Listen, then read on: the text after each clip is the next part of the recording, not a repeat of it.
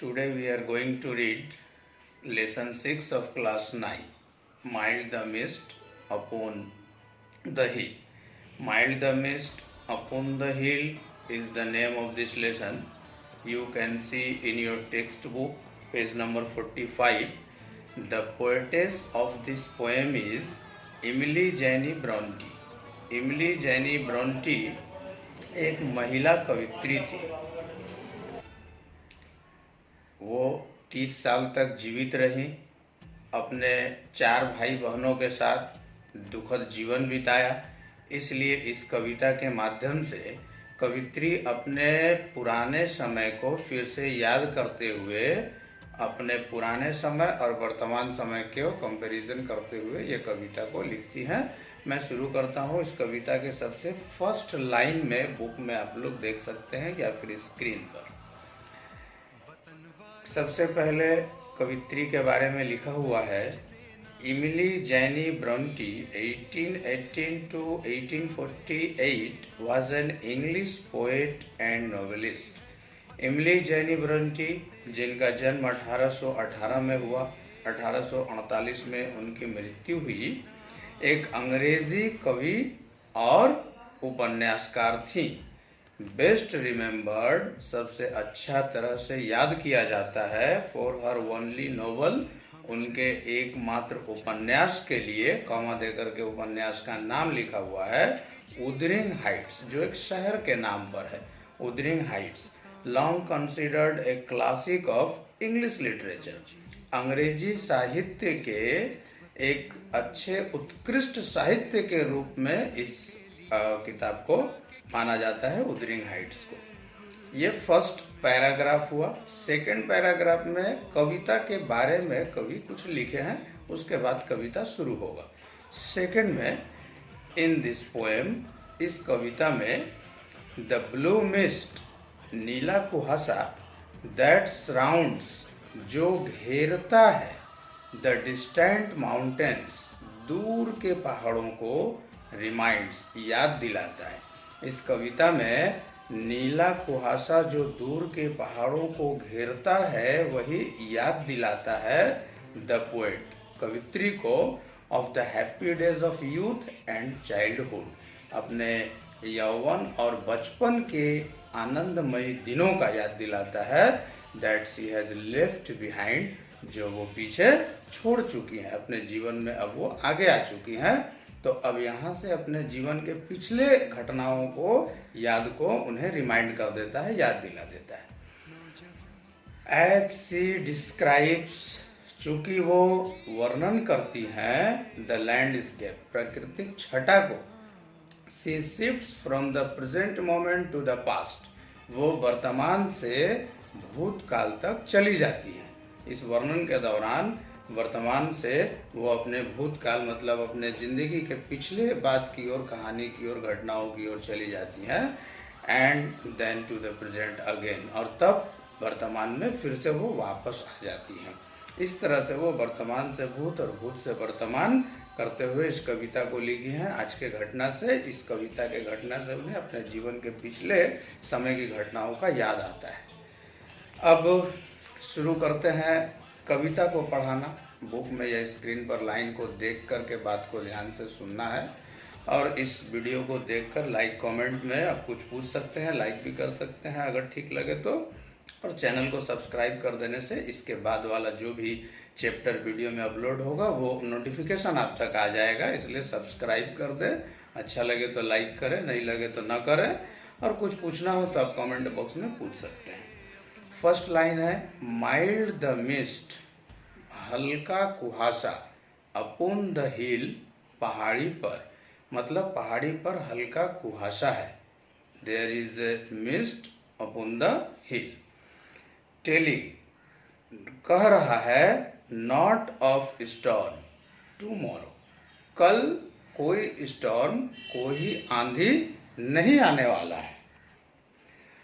Telling not, नहीं कह रहा है, ऑफ स्टॉर्म, तूफान के बारे में, टुमारो, कल का, यानी पहाड़ी पर जो हल्का कुहासा दिख रहा है, वो कुहासा बोल रहा है कि कल आने वाले दिन में, कल के समय में कोई तूफान आने वाला नहीं है।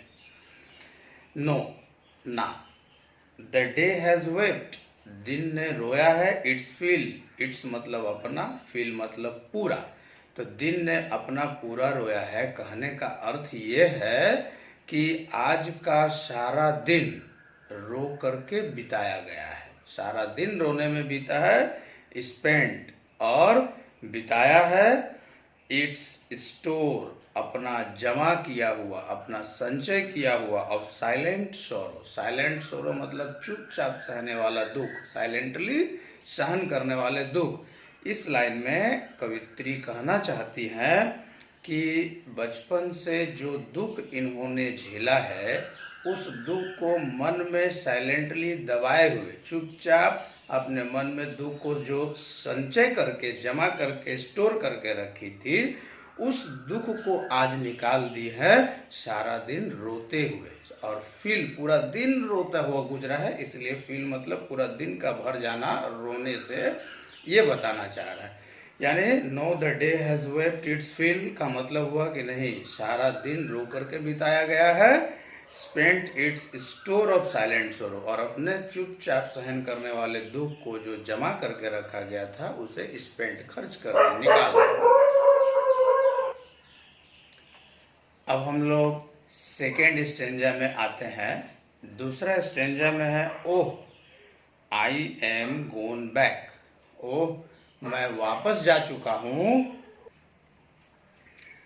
आई एम गोन बैक, मैं वापस जा चुकी हूँ। To the days of youth, यौवन के दिनों में। इस कुहासे को पहाड़ी पर देखकर कवित्री को याद आता है अपने यौवन का पहले का दिन, इसलिए वो कहती है कि मैं अपने यौवन के दिनों में वापस जा चुकी हूँ। आई एम ए चाइल्ड, मैं बच्ची हूँ। वंस मोर, एक बार और, मतलब वो अपने बचपन के दिनों में वापस चली गई। इसे देखकर उन्हें अपने यौवन का और अपने बचपन का दिन याद आ गया, इसीलिए वो कहती हैं कि मैं वापस जा चुकी हूँ अपने यूथ के दिनों में, और चाइल्ड हूँ, बच्ची हूँ, मतलब इन दोनों समय में उनका मेमोरी चला गया है, उनको उस समय का याद आ रहा है। एंड नीथ, नीथ बीनीथ का शॉर्ट फॉर्म है नीचे। And neath my father's sheltering roof, और मैं अपने फादर के, अपने पिताजी के शेल्टरिंग रूफ के नीचे हूँ। शेल्टरिंग रूफ मतलब आश्रय देने वाला छत। पिताजी का घर जिस छत के नीचे मुझे आश्रय मिला था, उसी छत के नीचे मैं हूँ, अपने यादों में पुराने दिनों का।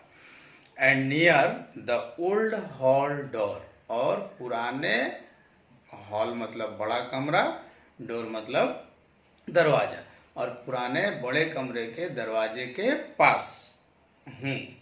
यानी इस सीन को, पहाड़ी पर कुहासा को देखकर उन्हें याद आया कि वो अपने यौवन के दिनों में वापस चले गए हैं। वो जैसे कि महसूस कर रही हैं कि फिर से बच्ची हो, मतलब बचपन का दिन याद आ रहा है।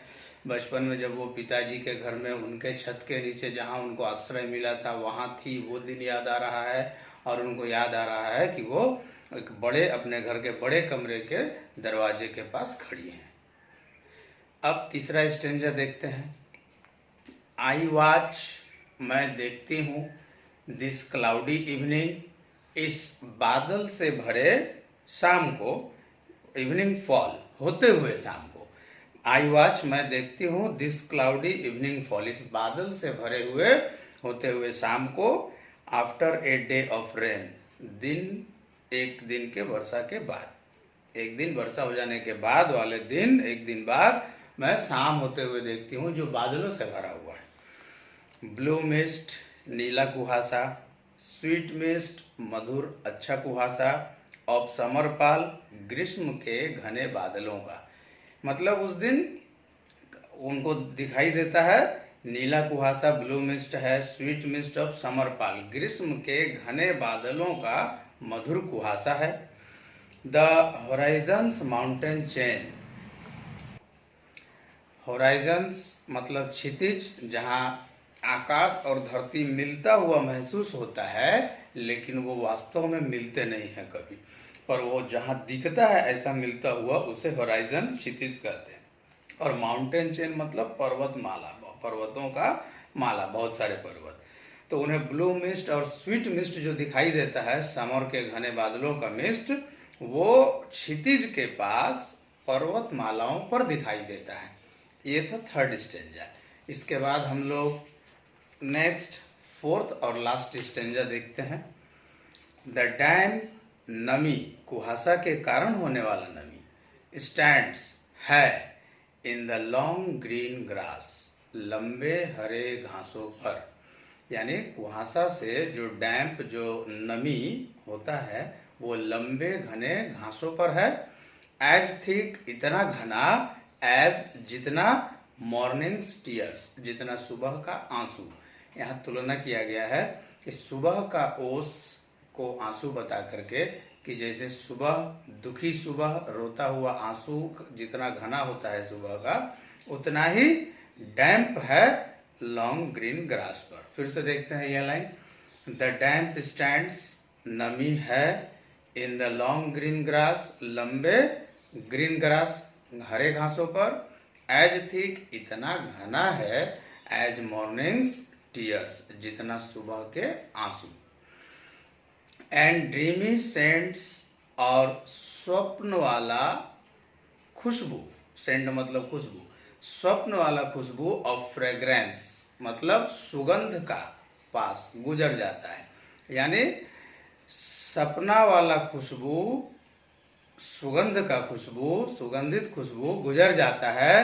That breath of other years, जो दूसरे ईयरों का सांस है। यहाँ सांस कहने का मतलब है पहले के वर्षों का, पुराने समय का याद है।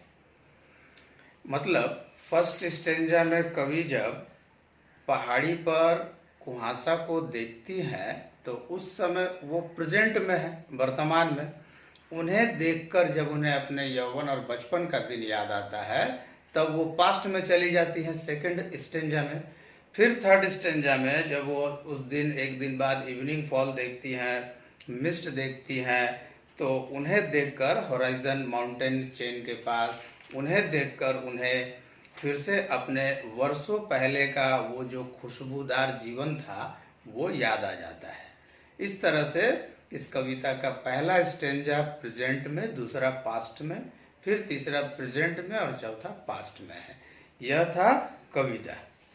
इसको अगर समझ में ना आए तो बार बार पढ़ें और चैनल को सब्सक्राइब